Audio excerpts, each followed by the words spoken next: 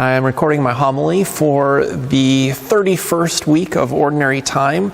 And so in the Sunday readings, we had the Gospel of Jesus encountering Zacchaeus, the tax collector in Jericho. And if you're trying to imagine Jericho, Jericho, I think, is like the oldest city in the world, or one of the oldest cities in the world. It's been there for thousands of years. But if you're thinking about it having great, big, huge buildings and monuments, there's really none of that in Jericho. If you want to imagine Jericho, imagine driving through New Mexico, right? And passing through some dusty little town where there's not even a stoplight. That's kind of like Jericho. It's a dusty little town, and it is dirt poor. And so there you have the Catholic community, which we had encountered when I went there on pilgrimage. The Catholic community is part of the Palestinians and in the West Bank, and they're just so poor. And so I want you to imagine that. Now, there's a tree in Jericho along the main street, and it's just this massive, massive tree. It just totally stands out. The trunk is just huge. Well, the tree is about 2,000 years old. And so there's a tradition, or a possibility of tradition, that was the tree that Zacchaeus had climbed when he saw Jesus. And so it's kind of neat. I don't suppose anyone's ever going to ask me to decorate their house. And I learned that I am a horrible home decorator when I moved to my apartment here in Mount Vernon. And so I was putting pictures, and when you move into an apartment, they don't want you to put nails in the wall, they don't want you to make holes or do anything like that. So I discovered these little sticky things that you put on the wall, and then you can use it to hang your picture. So I started putting my pictures around, and I ran out of the sticky things, and I had one picture left. Well, the picture it's about the size of this notepad. It's a little bit bigger. And it's a picture of Padre Pio, Saint Pio. And my sister got it for me when she was in Italy. And it's very precious because for my dad was always very devoted to Saint Pio. He had a very strong devotion to him. In his law office, he would have pictures on the walls of Saint Pio celebrating Mass with the rags around his hands from the stigmata just drenched in blood. I mean, it was just very, very vivid, especially as a child, to see that. I can't even imagine what my dad's clients thought, but my dad he wanted people to see. He wanted people to see the beauty of that, the beauty of one giving his life for the faith. So I have this picture. Sorry, that was a little tangent. I have this picture of Padre Pio, and I had no place to hang it. So I'm looking around, and and I noticed there's a hook from the ceiling. For in the corner you might hang like a potted plant or something. You would hang it from the ceiling, and so there's a hook in the ceiling, and I'm looking at it and I'm like, I look at the back of the picture, there's a little hook there, there's a little metal hook, and I was like, So I go and I hang the picture from the ceiling. Now, I had somebody who came over and they're like, what on earth are you doing? You're hanging your pictures from the ceiling? And I said, look, it's perfect, because there were times Padre Pio levitated while he was celebrating Mass, right? And so here I have his picture levitating, just hanging there. Anyways, that's why you should never ask me to do your home decorating, okay? I was over at a family's house not too long ago, and when I was in the house, you learn a lot from people about what they have in their house, right? And on the wall, right above their dining room table, they had painted on the wall, I believe it was paint, maybe it was wallpaper, but I think it was paint. They had painted a scripture passage right on the wall. And I thought, that is so creative, so beautiful. And I thought, what a way to have the family develop a sense of something from the scriptures that says, this speaks to our family. This speaks about our family, right? I thought that was just so neat to see that. I don't think I'd ever seen that before, where somebody had painted really nicely, it was really nice, painted a scripture passage on their wall, right over their dining room table. But as I was walking around the house, there was all kinds of little images, little things.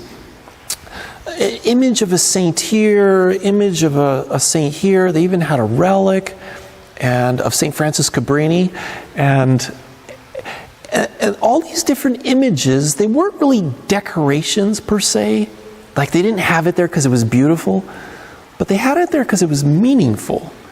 And so they had a picture also in one room of Pope Francis, and I thought, that is just really neat, the way they have these images. And so the whole house was like this home that spoke of their love for heaven. It was really neat. I'm going to get back to that in a second. But the value, the importance of the home. Let's go to the tax collector. Let's go back to Zacchaeus. So Zacchaeus climbs up the tree in Jericho, right? Because there's this parade coming through. It's not really a parade, but it's Jesus with all these different people. And you can almost imagine it being a parade because he heals somebody, he cures somebody, and then immediately you can just imagine this throng of people following him. Some people, they're just curious. He's a sideshow. They want to see. And I think that's kind of how Zacchaeus was. Because who was he? He was a tax collector. He was wealthy. He was a reject, right? Tax collectors were rejects. When you think of a tax collector, do not think of an IRS agent, right? Somebody who works for the IRS, a tax collector. Don't think of that. You think of a drug dealer. The drug dealer is in your community simply to pilfer, simply to take, simply to get money because he's greedy. And he doesn't care if it destroys your community, if it destroys your family. He doesn't care about you. That's what the tax collectors were like. They were greedy, dishonest, and they were rejected because they didn't care about anybody but themselves. So you can also imagine that he's climbing up in the tree because he's not connected to anybody or to anyone. He's never going to be part of the crowd. And you know what? For Zacchaeus, I don't think he really cared because he had what he wants. He has money, and that's all he wants. Jesus is passing by. Now, you can imagine countless times people would spit at him or curse him, Zacchaeus, right? Just flat out ignore him. Jesus doesn't do that. Jesus notices him because Zacchaeus is his mission. And the people like Zacchaeus are the reason that Jesus was walking through the town, walking through the streets. He is his mission. And so when he notices Zacchaeus, he doesn't just say, "Hey, Zacchaeus, nice to see you." Or he doesn't even say, even something worse. It's like, "You stinking sinner, go to confession." He doesn't do that, right? He says, "Zacchaeus, come down. Come down. I want to go into your home. I want to go to your home. I want you to remember that Jesus Christ, when he speaks to us, the first thing he says to us is, let me into your home. Let me be with you in your home." Why? Our home is our place of security. It's our place of identity. It's where we decide what to put on the walls. We decide what kind of food to serve. We decide what we're going to have in that environment. In my apartment, the people below me, you get to learn a lot about people when you live in an apartment near them. And I learn their routine just from hearing the music on their stereo because they play it really loud. But you learn about how people are. And they have their stereo on all the time, or it's a TV, whatever it is, but it's on all the time. And so you learn about people. That's their home. That's what they want. That's what they desire. That's what they get to control, right? But Jesus says, let me in. Let me into your home. And so he does that with Zacchaeus. Now, here's the part I don't get. With Zacchaeus, he's transformed. I mean, all it was Jesus saying, let me come to your home. And immediately Zacchaeus has this transformation where he says, half of everything I own, I'm going to give to the poor. I mean, it is a massive transformation. It's not just, Jesus, I love you, I'm going to follow you. It's everything that was part of my life before, all the things that I clung to, that I was addicted to, I now can break free from. It's almost like he was longing for it. It was almost like there was deep within his heart, there was just this faint desire to encounter God. If you've ever given up on somebody in your family, if you've ever given up on somebody, a stranger, if you passed by them and just kind of went, it's like because there was something they were doing. It's like Jesus speaks to us and says, don't give up on them. Don't give up on them. It's powerful. Last week, I had talked about, you remember we had another tax collector last week? So we had the tax collector and we had the Pharisee, and they're both praying at the temple, right? And the Pharisee is praying in a very self-righteous way. I do all these wonderful things, and they were good things. They were really good things, right? He's not greedy. He was not dishonest. None of those things. And then the tax collector, who was the sinner, was, Lord, be merciful to me, a sinner. All right, you remember that story. But you remember the Pharisee, one of the things he said, I tithe my income. Now, what was the biblical tithe? How much is that? It's 10%. And so what it means is he gives 10% of his income back to the church. I mean, that's impressive, right? Last week I talked about that. 10% is a lot. Somebody who makes $50,000, that would be like them putting $100 a week into the collection basket. That's a lot of money. It's impressive. But look at the tax collector we have today who's encountered Jesus. So the Pharisee before was giving 10%. Now, we could do a little examination of conscience and say, okay, how much do I give, right? Average Catholic, 1%. We're not even at the level of the Pharisee. And he's pre-conversion. He hasn't encountered Jesus yet. But the tax collector, who now has encountered Jesus, how much does he give? 50%. 50%. That's transformation. That's Jesus Christ at work, right? There's no rational reason. There's no formula that says, hey, as a Christian, you need to give 50%. No, it is what a heart does when it has been converted, when it has been transformed.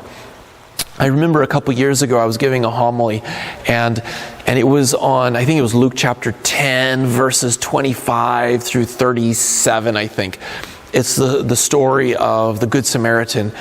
But right before the story of the Good Samaritan, you have Jesus talking to the scribe, and he's saying, what do I need to do to go to heaven? And he says, well, you need to love God with all your mind, all your heart, all your soul, all your strength.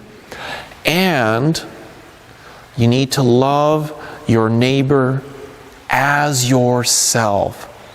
And I remember when I was preparing my homily, I was just really stumped on that. And I said, what is an example of me loving my neighbor as myself? Well, if I love them as myself, then they're my equal. Therefore, everything I have needs to equally be theirs. And I used to be an engineer. So I thought, that's 50-50. So that's 50% of my time needs to go to my neighbor. 50% of my money needs to go to my neighbor. 50% of my energy needs to go to my neighbor. And then I started thinking, that's not possible. Actually, it is. For somebody who's in love, right? Moms and dads, how much time do you give to your kids? A lot more than 50% probably, right? How much money do you spend on others in your family? Probably more than 50%, right? That's what love does. And so here you have the tax collector Zacchaeus giving 50%. I mean, that's transformation. That is powerful. When I was growing up, and I grew up in a really, really good home, really good Catholic family. My parents were just wonderful in communicating God's love to us. But even at that, even I look at the Catholic school I attended, I look at the parishes that we were in, I never saw anything like that kind of transformation where somebody just completely changed their life. I never saw anything like that. I never saw this healings that Jesus did where he's walking down the street and he's healing people. I never saw the priest come down and heal somebody who was possessed, just and cast out the demons. I never saw that. When I moved here to Mount Vernon, I found a quick way to get to Cedar Woolley. And Cedar Woolley is about a 20-minute drive away. But there's a road called Francis Road, and it goes through some farms, right? And it's fast because, you can speed. All right, so that's why it's fast. So you're going down this road, and I noticed there's a lot of cows. There's a lot of cows around here. So I'm driving down this road, and every day it's like, okay, the cows are over here, and they're eating, right? Cows are eating. I drive by the next day, and it's like, oh, okay, they moved. Cows are over there, and they're eating. And the next day it's like, oh, now they're over there, and they're eating, right? And so I felt kind of growing up as a Catholic that's kind of like what it was being like a Catholic. That's kind of like what it was being a Catholic. We're like cows. It's just kind of the same thing every day, right? You come to Mass, same thing. You pray as a family, same thing. There was nothing I was expected to do, right? We just kind of did what we did, but there was nothing transformative about it. I'm not criticizing anybody. I'm just saying there was nothing transformative about it. You can almost imagine the Jewish people of Jesus' day where it's just kind of a routine. It's just you're just kind of stuck in a rut, and then Jesus walks in and bam! All these things start happening. I think we need a little bit of that. Right? We need to be like Zacchaeus. There's moments where we open our hearts up because there's something powerful happens. So our pastoral council is reading a book. I'm having them read a book called Rebuilt. And a lot of Catholic priests have had their parishes read these books, or their pastoral councils read them. And the priest and the other person, his assistant who helped write the book, they've got a lot of really great insights. But one of the things was, he comes into this parish, and the parish is just struggling. The parish is just dead. It's like the cows in the field. There's just nothing happening, right? It's just the same old every single day. And he's like, it's not meant to be this way. So he starts trying to rebuild things. He starts trying to redo programs and build these programs up and have something dynamic about it. And after him and his staff had basically killed himself, they realized that whatever they were doing was not working because nobody's changed. It's like they just catered to everybody. It's like they were the waiter at a restaurant, but nobody's transformed. And I think what he found was he didn't get into people's hearts and allow them to be transformed by Jesus. And so one of the things that he says that we need to reclaim our mission.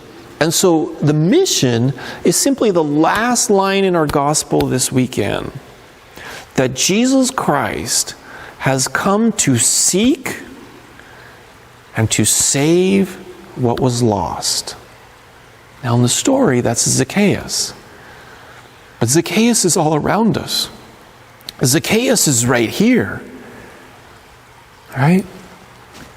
Jesus has come to seek and to save the lost. And you can imagine just visualizing that. That's going to be dynamic. That's going to be adventurous. Because what it means is we have to bring Jesus Christ into all these other places in the world where there's people who are lost. And like I said, we start first here because Jesus is first right here, right? And so that's when Jesus says, let me into your home. Now, in a parish, it's so easy, I think, to fall into the trap to say, if we just have a wonderful youth group and a wonderful music ministry and a wonderful this and a wonderful this, those are all good. I think those are the fruits of faith, but that is not why we exist.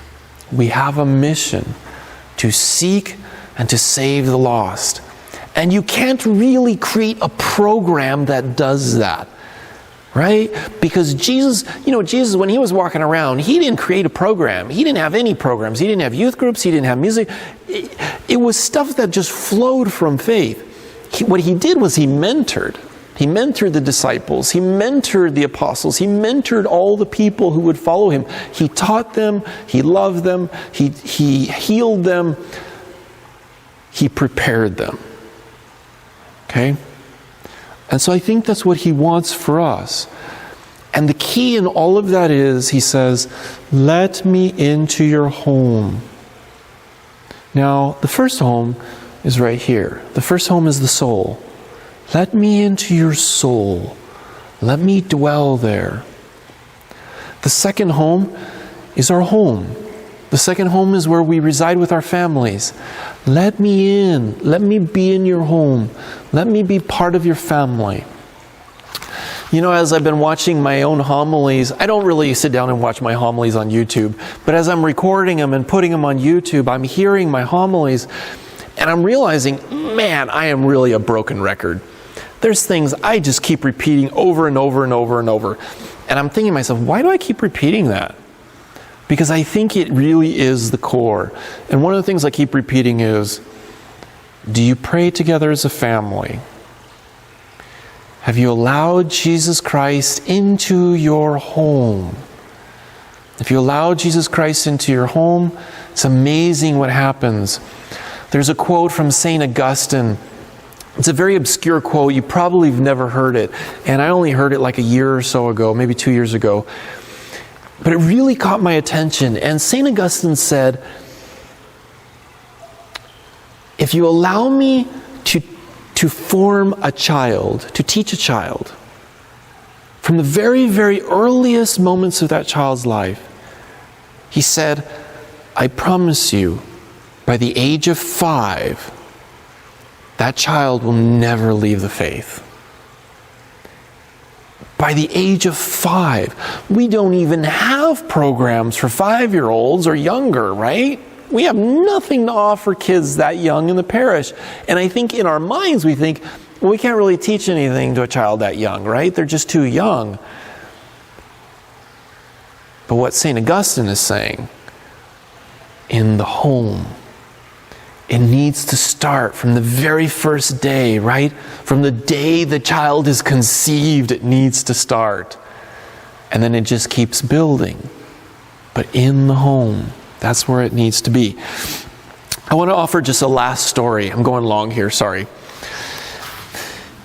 So I love St. Francis of Assisi. And so there's a story about Francis when he had been out on the road, and so he Francis did what Jesus did. He would go out into communities and he would seek and save the lost. That's what he did. I mean, he modeled the Franciscan order off the Gospels. So he's coming back home to where the brothers are, and he gets back home, and one of the brothers is like, oh man, Francis, you should have been here, because yesterday, or it was the day before or whatever, there were 3 robbers who were here and they tried to rob us. And so he's like, well, what'd you do? He says, well, I chased them off. Those guys, the nerve of them. They come in, here we are doing God's work. We're dirt poor and they come to rob us. And so I confronted them. I told them they were dirty scoundrels and I chased them out. And the brother's kind of proud of himself, right? His courage. And Francis is just like, oh, brother. He says, go get the best food we have, put it in a sack, and go find them. And give them the food, and kneel down and apologize for what you've done and what you've said. And the brother's like, no, I'm not going to do that. I can't do that. Now with Francis, obedience was a big deal. And he's like, you must obey. And you cannot come back until you've accomplished your mission, until you've done it. So he goes off and he looks for him and he finds him. And he goes and he kneels down and he gives them the best food they had. and he apologizes for how he treated them.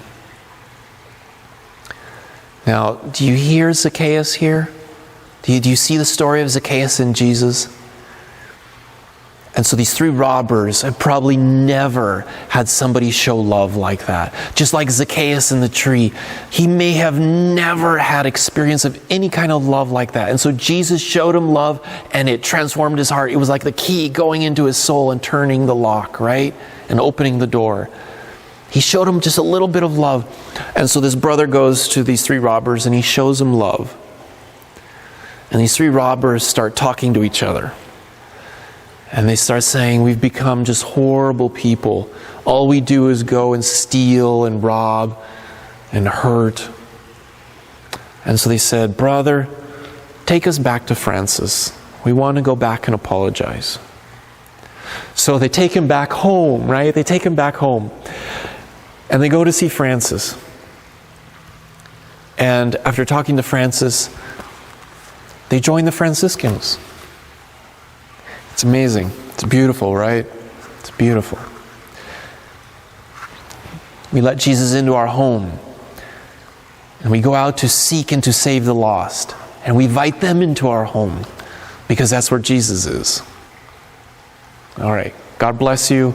Have a wonderful All Saints Day, wonderful All Souls Day. Take care.